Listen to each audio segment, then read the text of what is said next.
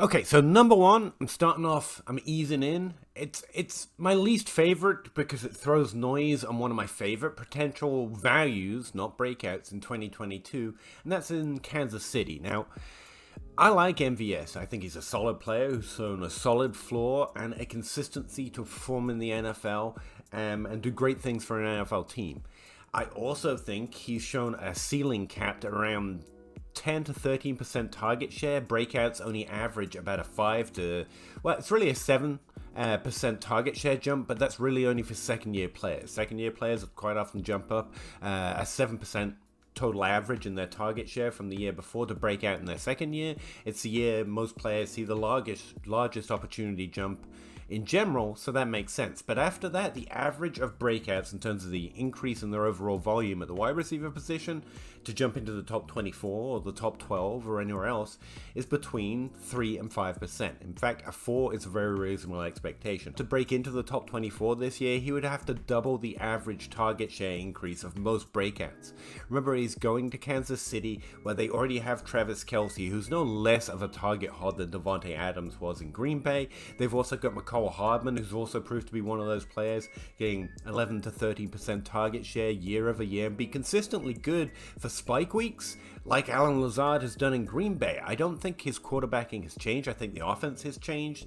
I think maybe some of those long distance touchdowns that MVS does have a skill set for, like Mecole Hardman, might be have more potential in 2022. But the idea he can double, if not triple, the expected target share jump of a breakout wide receiver going into whatever career this is for MVS. I think he's had multiple years to show he has a higher ceiling in a really great offense that often hasn't had really great competition around him outside of Davante Adams, and I think it's just a weak argument. Remember, we're particularly bad at predicting breakouts. It's our weakest hit rate group, despite occupying between 40 and 50% of the overall positional ranks, whether it's top 12, top 24, top 36 is slightly less than 40%.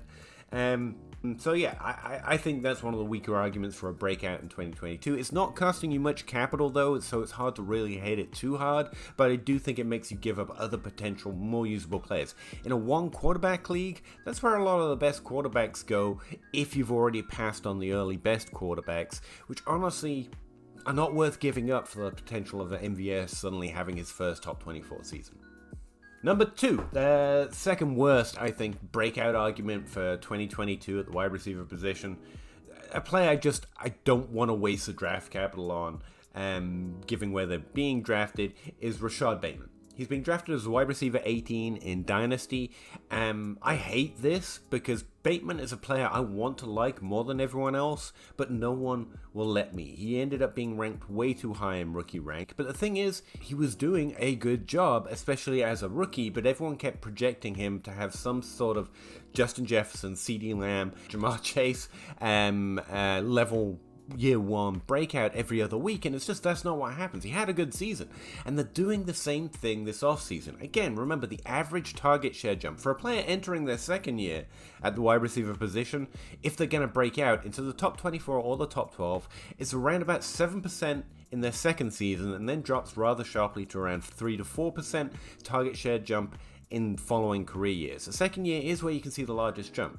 But for Bateman, that would put him around a 20% target share in Baltimore. Now, that's obviously not a really great way of projecting target share. So let's consider this offense. Marquez Brown, who's now left the team, opening up all these vacated targets for Rashod Bateman to take up. He had an 18.5% target share in his rookie year, which was pretty good. He had a really good solid year, like Rashod Bateman. Notice he also had a higher target share than Rashod Bateman, but that doesn't matter. Both had really good years in their rookie season.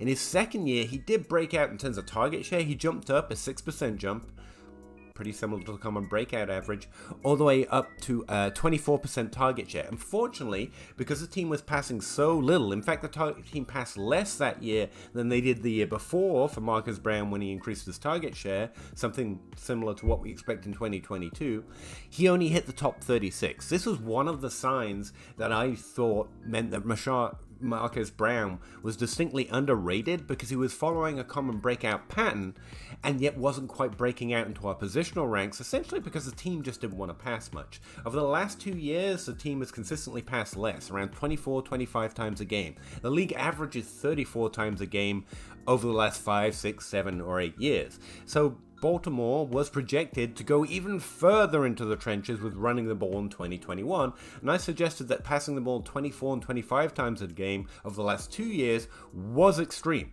And in fact, it should bounce up a little bit. In fact, I was wrong, it bounced up a lot. And in the 2021, they exploded in terms of passing attempts, with most of the running backs sustaining significant portions of the season on injury. So that's probably partly why as well. This year, they traded away their wide receiver one, who hit the kind of target share we really would expect a good player to do in that kind of offense, and then drafted tight ends, reinforced the offensive line, and added more to the potential of this team to run. They don't want to run it as much as they were the last 2 years, presumably, but they definitely don't want to pass it as much as they did in 2021. So we're expecting a drop in target share. For Rashod Bateman to get the kind of target share a top 24 wide receiver gets, he would have to catch about 28% of the team's overall target share, which I think is really reasonable for a player. We know Davante Adams can do it, we know Keenan Allen can do it, but it's really exceptional for a player that's going to break out with, it would be a 15% target share increase from what he did year one,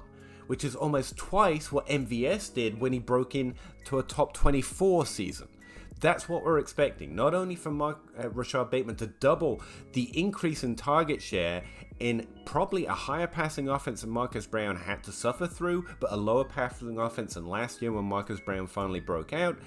And it's not that I don't like Rashod Bateman. I think the expectation for him is way too high. I think top 24 is only if he can co-opt the target share like Keenan Allen, like Davante Adams, like DeAndre Hopkins, frankly, back in the day. I guess that's actually back in the day at this point.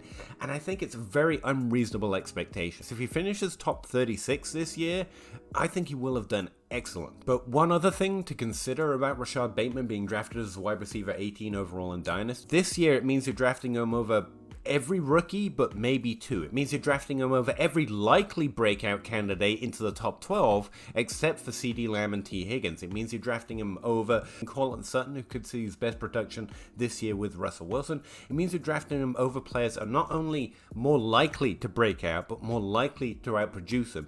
All right, the last one is Gabriel Davis. Let's do this. Number 3, Gabriel Davis is literally the worst breakout argument heading into 2022. Not the one I hate the most, although I do, because he's a 4th round player going into his 3rd year who I'm hearing positive sounds and noises and projections on, and normally I would be excited about that. A player drafted outside the 3rd round going into his 3rd year, which is not an uncommon breakout year. Like, I would like that stuff normally. But he actually doesn't fit the pattern of breakouts, and I don't understand the volume argument for it. I've heard a lot of these, so let me simplify it here. I think Buffalo is going to reduce in passing attempts for a similar reason that I was just talking about Buffalo. In 2019 and 2018, the first 2 years of Josh Allen's career, he was passing around 31, 32 times a game. The rushing offense was very much in flow with Josh Allen as primary rushing running back. In 2020, something weird happened, almost like a new thing happened, emerged on the depth chart, which changed the level of the offensive output in the passing game. They started passing 36 and 37 times a game over the last 2 years. Before that, the wide receiver one was John Brown with, a 20-21% target share. And in 2020, for some unknown reason, the wide receiver one became a 23-24% target share guy and started finishing in the top 12. Their passing game also ballooned up to around, like I said, 36, 37 times a game, which is weird. It's almost like players who were performing admirably as top 24 wide receivers before this 2020 year suddenly got pushed down the depth chart, and instead of, it's almost like the offense changed based on the player that was on the depth chart. I would have to look it up, but in 2020, something weird happened with the Buffalo Bills wide receiver one, almost like that's what mattered to the passing game, not the players that weren't on the depth chart.